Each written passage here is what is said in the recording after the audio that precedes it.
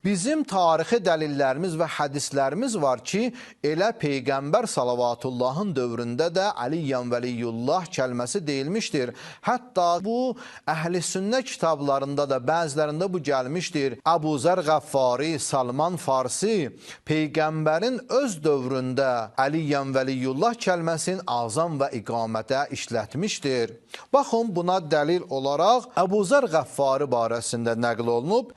Bir nəfər Peyğəmbər salavatullaha onun yanına gəldi və buyurdu ki, ya Rasulallah, İnnə Əbu Zər yədkuru fil əzani bə'də şəhadəti bir rizaləti şəhadə. Və buyurdu ki, ya Rasulallah, Əbu Zər sənin azanda ad və şəhadət verdikdən sonra başqa bir şəxsin də adın şəhadət verir. Həmən şəxs kimdir? Bil vilayəti Əliyyin, Əli əleyhissalamın vilayətinə şəhadət verir. Qalə, Peyğəmbər salavatullah buyurdu, Kəzalikə, düz deyir, elə bu cürdür. Əv nəsitum qavli fi qədirxum. Məgər qədirxumu yaddan çıxartmısınız?